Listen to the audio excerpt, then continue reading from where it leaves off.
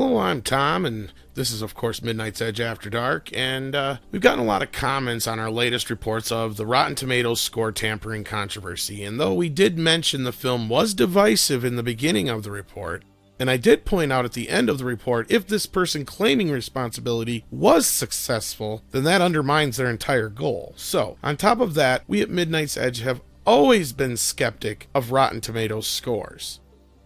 We hope to have more information on this soon. Until then, all we can do is report to you what we had. And now all I can do is give you a little more insight as to how I feel about The Last Jedi in the grand scheme until I get to see it again and discuss it on the Spoiler Roundtable. I am reminded of how the prequels were received, and I can imagine if the internet and social media were bigger in 1999, that the internet probably would have acted the same way as it is right now in some circles.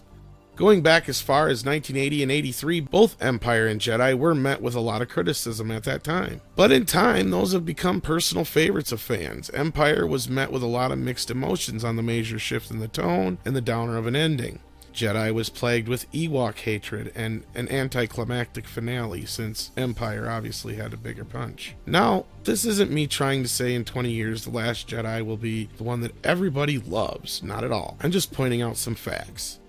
Now, our credibility is being called into question due to Andre and my review of The Last Jedi not being as scathing, so we must be paid by Disney. Though I wish both Midnight's Edge and Midnight's Edge After Dark were big enough to be that important to a company like Disney. Sadly, we are not, though we could really use the money. We aren't being paid by anyone, and least of all YouTube some days. Anyway, the reason I made this quick video is I want to give you guys some perspective on how I view the Star Wars films as a whole, because some are taking my outlook on The Last Jedi as overly positive. When really, if you look at my scores as a whole, it doesn't really rank that high.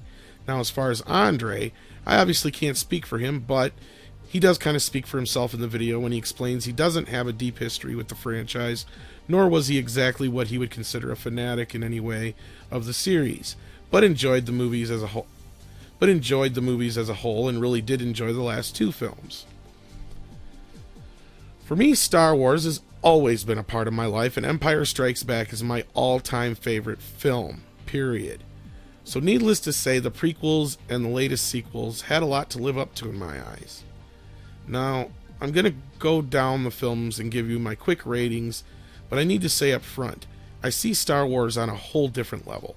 I love them, all in their own way, but I can also be just as critical. So here quickly is my overall ratings of the films, so maybe you can see how The Last Jedi really ranks in my eyes, and perhaps clear up some questions you guys may have as far as where I'm coming from in my review. The original film I give a 10 out of 10 stars, no doubt. But just the same, Empire is superior, but obviously also gets a 10 out of 10 stars. So right there, it's tough to knock down A New Hope because Empire is just better. A New Hope is still an amazing, wonderful film and deserves a 10 out of 10 stars. Return of the Jedi, though, I do give an 8 out of 10 stars. I had a lot of the same issues as many fans did. But still, overall, again, it's an amazing film. The prequels were a bit of a mixed bag at the time they came out. I wasn't as harsh on them as most, but actually after seeing The Phantom Menace a second time in the theater and falling asleep during the pod race, I did kind of realize something wasn't right. Obviously, the prequels didn't capture the same magic as the original trilogy did, but that doesn't mean they are bad movies per se. Compared to the original trilogy, of course, they had a lot to live up to, and really don't. But just the same, I can't deny the good things about them and the amazing films that they are on their own. The Phantom Menace I rate 7 out of 10 stars. Attack of the Clones I also give 7 out of 10 stars. Episode 3 I originally gave a 9 to, but over time it has kind of fell more into the 8 out of 10 star category. Now, I did enjoy the Clone Wars cartoon film and Rogue One for the most part, but those aren't real relevant here, so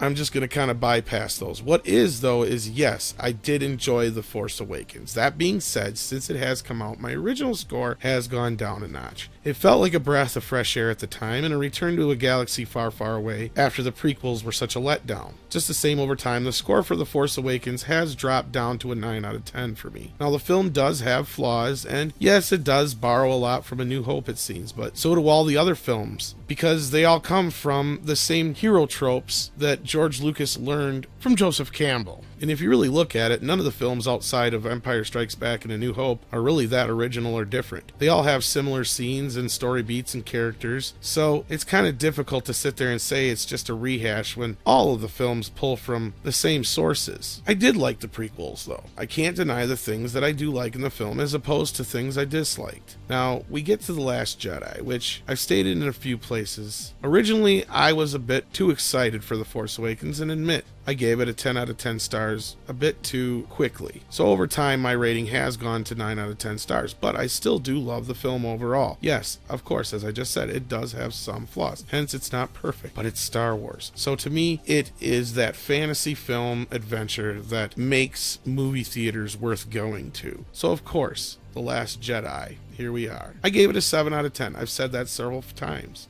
It does have a lot of flaws, but it wasn't the worst of the films overall. And of course, it wasn't nearly as good as some of the best. So yes, I understand that this film is both overhyped and unnecessarily hated at the same time. This is Star Wars, so of course there is no in-between. As Yoda says, do or do not. But is it really? Come on, guys. These are movies. When it comes down to it, at the end of the day, that's what brings us all here. That's why we do what we do at Midnight's Edge, and that's why you guys watch our videos. Sure, no one is ever going to agree on every film. I hope, though, now, no matter how you feel about The Last Jedi, you can understand how I do feel. Unfortunately, until we have more on the Rotten Tomatoes story, we can't deny that there's a possibility that there was tampering, but at the same time, we can't say that this guy wasn't just trying to make us question the score. So, until we know more, all we can say is it's very possible, but for those who dislike the film, remember there are people who did like it. For those who did like the film, remember there are people who didn't like it. And also there are people in between. And we are all doing our best to bring you the news and insight we always have here at Midnight's Edge. We hope you join us for our roundtable on The Last Jedi, which will be coming soon on the main channel. And as Rob always says, I hope to see you again soon.